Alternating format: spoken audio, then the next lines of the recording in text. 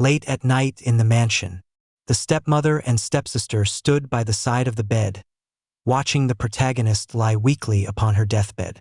The stepmother smirked, unable to hide her anticipation for the girl's final breath. "You're quite stubborn," she sneered, still clinging to life. The stepsister smiled with delight, thrilled that her pitiful stepsister would soon be leaving this world. The protagonist lay there, frustrated and powerless. She was so sick that she couldn't even speak back to defend herself. Her name was Stella Crowley, daughter of the Marquis Crowley household. Born frail and sickly, Stella could rarely leave the mansion grounds. Yet her parents adored her, showering her with love so sincere that even in her fragile state, she lived happily. But when Stella was still a child, her mother died in an epidemic. Her father, devastated by grief, rarely smiled again. Then, just a year ago, he announced he would remarry. Stella wasn't thrilled, but she accepted it. If her father could find happiness again, then she would too. Yet fate was cruel. 1 month ago, her father was killed in an unexpected carriage accident. During the funeral, Stella overheard her stepmother and stepsister whispering. The stepsister complained bitterly that with the father gone, all the inheritance would fall to Stella, leaving them with nothing. "Marrying that old fool was for nothing," she hissed. But the stepmother replied calmly, "Don't worry, Stella is already sickly. She'll die soon enough. When she does, the entire Crowley estate will belong to us." Remembering their words, Stella cried silently in bed. The realization of how wicked her stepfamily truly was filled her heart with despair. The stepmother glanced at Stella's pale face. "She might not even last the night," she said coldly. The stepsister leaned close and mocked. "Isn't it wonderful? You'll get to see your dear mother and father again soon." With cruel laughter, they turned and left the room, telling Stella to die quietly so they could inherit everything. Because of her weak body, Stella could barely move, let alone fight back. Reading was her only solace. And now, even the Crowley estate, her parents' cherished home, was slipping away. To think it would all end like this, she thought bitterly. Suddenly, she coughed up blood. Her trembling hands reached out in anguish. "It's not fair," she gasped. Tears streamed down her face as she tried desperately to hold on to life. Her vision blurred. Her heartbeat slowed. "Am I dying already?" she wondered faintly. "If only I could live longer, I wouldn't let them take anything else from me." She wanted to see the world beyond those mansion walls. She wanted friends. And perhaps, just once, she wanted to fall in love. Then, the sound of the window creaking open broke the silence. Someone entered her room. Her eyes widened as she saw a figure cloaked in black. He removed his hood, revealing a hauntingly beautiful face. Too perfect to be human. The man unfurled a glowing gold parchment and began reading aloud. Stella Crowley, 17 years old, frail since birth, spent her days reading. Parents deceased. Estate soon to be stolen by stepmother and stepsister. A pitiful life, one I myself would not wish to live. The man sighed and reached for his weapon. Realization struck her. "Who are you?" she demanded weakly. He glanced at her. "I am here to take your soul." Her eyes widened in anger. "How dare you call my life pitiful? Who do you think you are? And why do you carry such a dreadful weapon?" As her gaze focused on the scythe, her breath caught. "Why you? You're the Grim Reaper, aren't you?" The Reaper froze mid-step. His eyes widened with surprise. "You can see me?" he asked, his tone shifting to one of fascination. Stella blinked, confused. The Reaper's lips curved into a dark, intrigued smile as he stepped closer to her bedside. "Well now," he said softly, "this just got interesting." The Grim Reaper had always heard that humans on the verge of death could sometimes see him, but this was the first time he had ever witnessed it for himself. The protagonist's instincts were right. He truly was a Grim Reaper. He confirmed it with a calm, chilling tone, saying that he was indeed there to take her soul. The protagonist had read about Grim Reapers in old books, but she never believed they were real. Now, facing one, She desperately tried to think of a way out. The Grim Reaper was taken aback. It was the first time a dying human had looked at him with eyes full of defiance, burning with determination even as death hovered over her. Amused, he smiled faintly. This girl had managed to ease his centuries of boredom, if only for a moment. Still, a job was a job. Out of respect for her spirit, he decided he would make her death quick and painless. The protagonist trembled. She didn't want to die. Stella's mind raced as she tried to think of something, anything, that might buy her more time. Then, raising 3 trembling fingers, she whispered, 3 years. The Grim Reaper paused mid-attack, puzzled. Stella reasoned that if this being truly governed life and death, then he must also have the power to extend life. I'll give you my life in 3 years, she said, her voice trembling but firm. Just wait a little longer to take it. She explained that in 3 years she would come of age, earn her title at the ceremony, and prevent her stepmother and stepsister from stealing the Crowley estate. The Grim Reaper stared at her, intrigued. Stella went on, "You said you're bored, didn't you? I swear, if you spare me, I'll make sure you're never bored again, for as long as I live." For a moment, silence filled the room. Then, slowly, the Grim Reaper's grin widened. A human was negotiating with him. "How amusing," he said, his voice dripping with dark delight. "Are you truly serious?" "I am," Stella replied without hesitation. "I can't afford to die. Not yet." He laughed, a low, haunting sound, and stepped closer. "You're interesting," he murmured. "I've been bored for far too long." "Very well, then, I'll grant your wish." Stella's eyes widened. "You can really extend my life?" The Grim Reaper leaned forward, lifting her chin with one cold finger. "Yes," he whispered. "But once a contract is made, it cannot be broken, no matter how cruel the terms. If you still agree, we have a deal." Her heart pounded. She hesitated only for a moment before closing her eyes. "I'll do it," she said with fierce resolve. "I'll do whatever it takes. I refuse to let them win." The Grim Reaper's crimson eyes gleamed. "Then it's decided," he said. "To commemorate our contract, I'll tell you my name." He leaned in close, his voice echoing in the stillness. "My name is Levi. Don't forget it, and keep me entertained." Before she could respond, a massive violet magic circle erupted beneath them, glowing with unearthly energy. Stella gasped in awe. Levi smiled. "Every contract needs proof." He leaned closer, so close she could feel his cold breath, and pressed his lips against hers. A sharp sting, the taste of iron. Her blood was now on his lips. Levi licked it away slowly, eyes glowing like amethyst fire. "Our contract," he whispered, "is sealed." The next day, the protagonist wakes up in the morning. She opens her eyes, confused, wondering what happened yesterday. Then it hits her. She remembers kissing the Grim Reaper. Shortly after that, she lost consciousness. Levi sits on a chair beside her bed, his crimson eyes watching her intently. "You've finally woken up," he says. Stella quickly pulls the blanket up to her chest. "Stay away from me," she snaps. Levi smiles faintly. "We're bound by a contract, yet you still look at me with such hostility." "Interesting." Stella glares at him. "Why did you kiss me yesterday?" "A kiss. It's something lovers or married couples do to express love."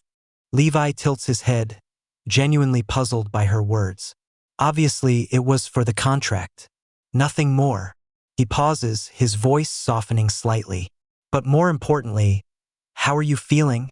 Stella glances at her hands, then at her feet. She stands up, wide-eyed. Her body feels light, no coughing, no fatigue. She feels alive. I'm not sick anymore," she says, tears of relief forming in her eyes. Levi folds his arms. "Don't get too excited. The effect is temporary. I only extended your lifespan. Your body's weakness hasn't been cured." Her joy falters. "What do you mean?" "If you don't periodically receive life force from me," Levi explains, "you'll die before the 3 years are up." Stella falls silent, then clenches her fists. I don't care. Even if it's temporary, having a healthy body is more than I could have ever wished for. Levi chuckles. How noble. I'll use this body to stop them, she mutters. I won't let them do whatever they want anymore. Levi interrupts her thoughts, stepping closer until his breath brushes her cheek. I've upheld my end of the deal. Now I'm curious. How will you entertain me, Stella? She quickly steps back, her face flushed. Why, you're too close. Later that day, Stella walks down the mansion's corridor with newfound confidence. Her steps are graceful, her body light as air. For the first time in years, she feels alive. As she passes the dining hall, she spots her stepmother and stepsister enjoying breakfast. The maid serving them exits and freezes when she sees Stella. Well, if it isn't the dying lady herself, the maid sneers. What are you doing out of bed? Your presence is so faint. I thought you were a ghost. Ever since her father's death, the servants' attitudes had shifted, cruel and mocking under her stepmother's influence. But Stella is no longer the fragile girl they used to pity.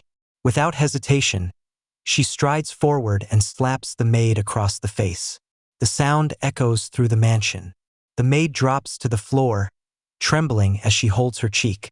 The next head of this house, Stella says coldly, doesn't tolerate servants who block her path or speak without permission. Tell me, who do you think you are? The maid stammers in fear, but Stella cuts her off sharply. Silence. I have no use for a servant who doesn't know her place. Pack your belongings and leave. You're dismissed. The maid's eyes widen. Why, you must be joking.